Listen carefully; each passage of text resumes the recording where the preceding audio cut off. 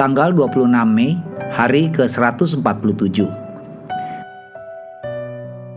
Bacaan Ayub pasal 29 sampai dengan pasal 31.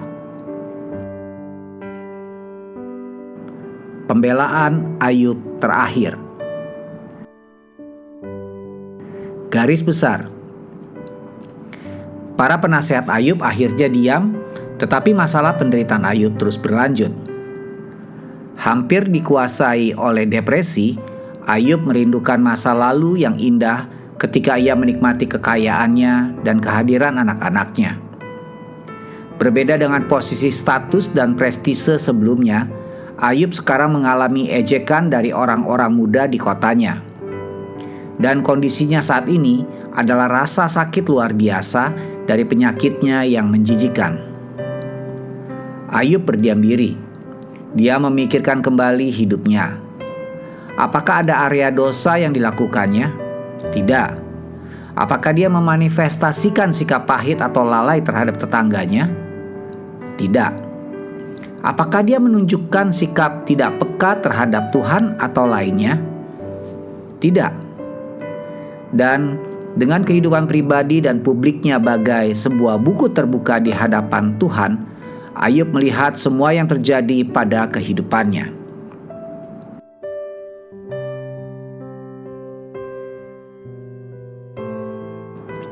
Renungan harian. Semua manajer toko yang baik secara berkala memeriksa persediaan barang mereka. Mereka dengan hati-hati memeriksa barang mereka untuk melihat apa yang mereka miliki dan apa yang tidak mereka miliki. Apa yang perlu mereka beli untuk persediaan mereka dan apa yang perlu mereka buang. Dan mereka melakukan ini secara berkala. Itulah tepatnya yang dilakukan Ayub di pasal 31. Dia memeriksa hidupnya untuk melihat di mana karakter, perilaku, dan kehidupan spiritualnya yang tidak sempurna. Meskipun tidak ada area dosa yang berat, sikap pengakuan Ayub mempersiapkannya untuk menerima instruksi Tuhan di kemudian hari. Kapan terakhir kali Anda melakukan inventaris pribadi dalam hidup Anda? Sekarang, periksalah kehidupan pikiran pribadi Anda, perilaku Anda terhadap orang lain, dan jalan Anda bersama Tuhan. Akuilah wilayah Anda yang penuh dosa. Berterima kasihlah pada Tuhan atas bidang kekuatan Anda, dan rencanakan kegiatan hari ini untuk mulai menyangga rak di tempat-tempat di mana Anda lemah. Penderitaan dapat menghasilkan karakter yang baik, kedewasaan pemikiran, rasa empati yang hangat, dan kerohanian yang kaya.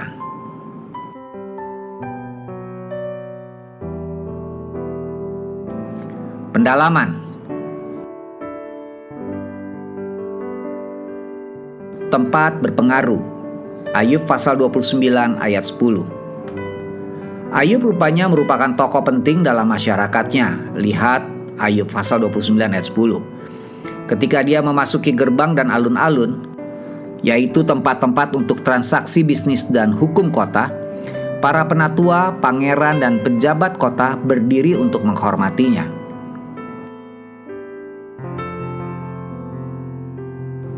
Inventaris moral Ayub. Ayub pasal 31 ayat 24 sampai 40. Perhatikan 3 hal yang Ayub lakukan untuk introspeksi dirinya. Kehidupan pribadi, Ayub pasal 31 ayat 1 sampai 12. Di mana dia memeriksa dosa-dosa nafsu, berdusta, dan perzinahan. Kehidupan publik, Ayub pasal 31 ayat 13 sampai 23. Di sini dia memeriksa perlakuannya terhadap para pelayan, janda, anak yatim, dan orang yang membutuhkan. Dan kehidupan rohani, yaitu dalam Ayub pasal 31 ayat 24 sampai 40. Di mana dia memeriksa penggunaan uang, penyembahan Tuhan, sikap terhadap pembalasan dendam, kemarahan, dan kemudian motif tindakannya.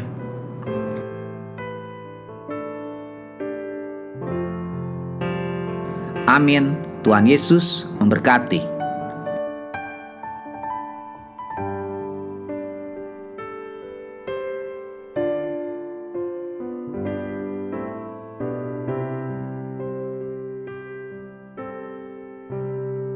Ayub pasal 29.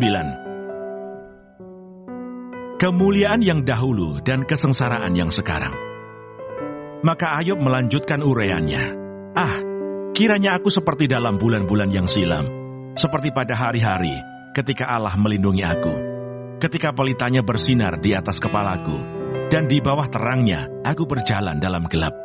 Seperti ketika aku mengalami masa remajaku, ketika Allah bergaul karib dengan aku di dalam kemahku, ketika Yang Maha Kuasa masih beserta aku, dan anak-anakku ada di sekelilingku, ketika langkah-langkahku bermandikan dadih, dan gunung batu mengalirkan sungai minyak di dekatku.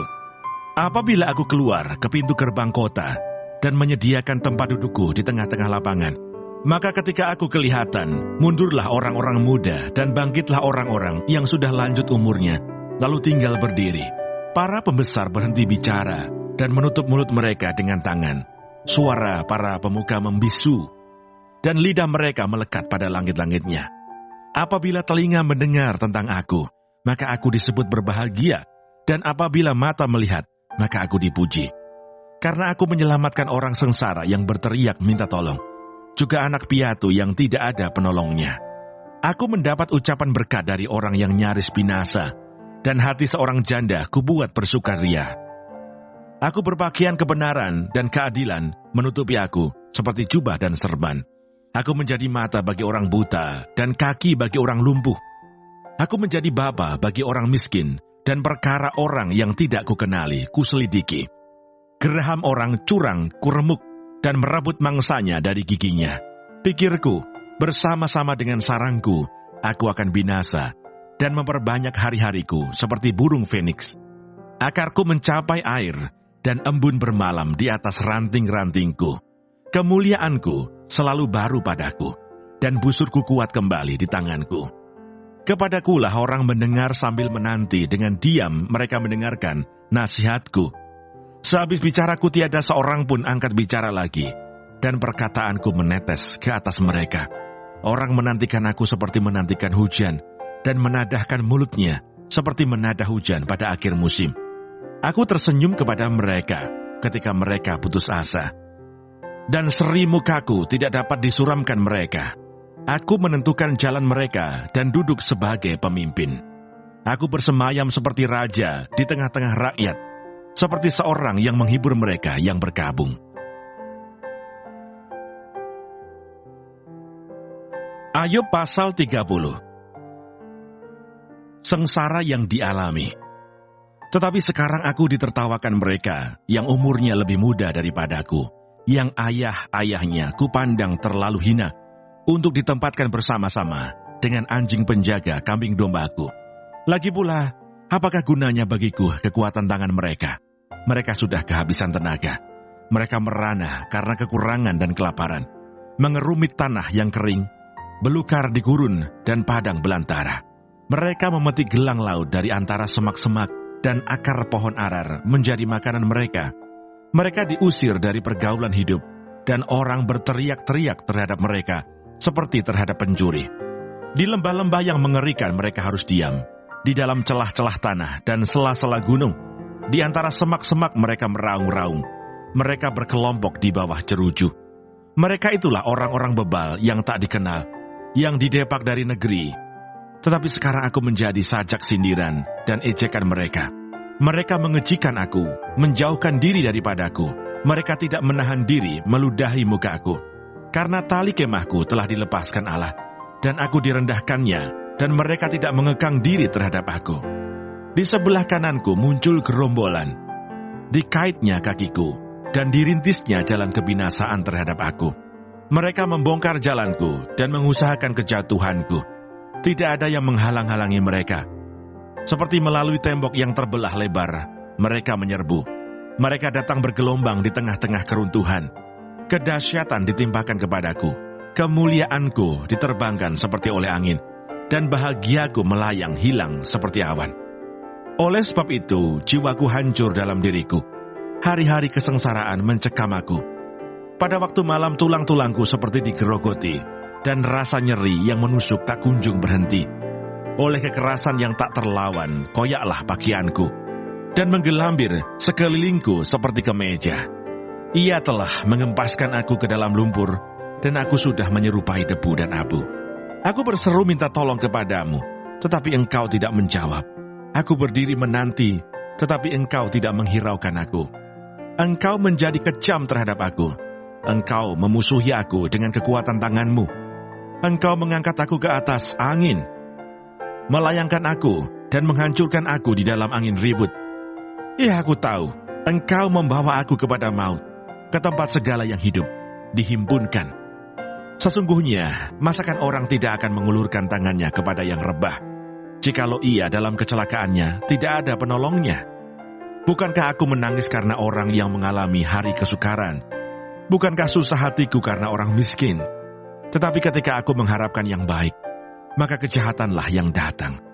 Ketika aku menantikan terang, maka kegelapanlah yang datang. Batinku bergelora dan tak kunjung diam. Hari-hari kesengsaraan telah melanda diriku. Dengan sedih, dengan tidak terhibur, aku berkeliaran. Aku berdiri di tengah-tengah jemaah sambil berteriak minta tolong. Aku telah menjadi saudara bagi serigala dan kawan bagi burung onta. Kulitku menjadi hitam dan mengelupas dari tubuhku. Tulang-tulangku mengering karena demam. Permainan kecapiku menjadi ratapan, dan tiupan serulingku menyerupai suara orang menangis.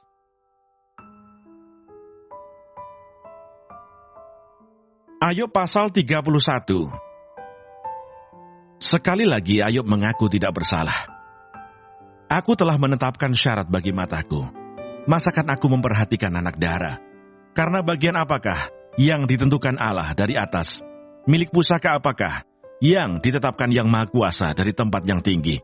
Bukankah kebinasaan bagi orang yang curang dan kemalangan bagi yang melakukan kejahatan? Bukankah Allah yang mengamati jalanku dan menghitung segala langkahku? Jikalau aku bergaul dengan dusta, atau kakiku cepat melangkah ketipu daya, biarlah aku ditimbang di atas neraca yang diteliti. Maka Allah akan mengetahui bahwa aku tidak bersalah. Jikalau langkahku menyimpang dari jalan, dan hatiku menuruti pandangan mataku, dan noda melekat pada tanganku, maka biarlah apa yang kutabur dimakan orang lain, dan biarlah tercabut apa yang tumbuh bagiku. Jikalau hatiku tertarik kepada perempuan, dan aku menghadang di pintu sesamaku, maka biarlah istriku menggiling bagi orang lain, dan biarlah orang-orang lain meniduri dia. Karena hal itu adalah perbuatan mesum, bahkan kejahatan yang patut dihukum oleh hakim. Sesungguhnya itulah api yang memakan habis dan menghanguskan seluruh hasilku. Jikalau aku mengabaikan hak budakku laki-laki atau perempuan, ketika mereka berperkara dengan aku, apa dayaku kalau Allah bangkit berdiri? Kalau ia mengadakan pengusutan, apakah jawabku kepadanya? Bukankah ia yang membuat aku dalam kandungan, membuat orang itu juga? Bukankah satu juga yang membentuk kami dalam rahim? Jikalau aku pernah menolak keinginan orang-orang kecil, menyebabkan mata seorang janda menjadi pudar, atau memakan makananku seorang diri, sedang anak yatim tidak turut memakannya, malah sejak mudanya, aku membesarkan dia seperti seorang ayah. Dan sejak kandungan ibunya, aku membimbing dia. Jikalau aku melihat orang mati karena tidak ada pakaian, atau orang miskin yang tidak mempunyai selimut, dan pinggangnya tidak meminta berkat bagiku, dan tidak dipanaskannya tubuhnya dengan kulit bulu dombaku, jikalau aku mengangkat tanganku melawan anak yatim, karena di pintu gerbang aku melihat ada yang membantu aku, maka biarlah tulang belikatku lepas dari bahuku, dan lenganku dipatahkan dari persendiannya.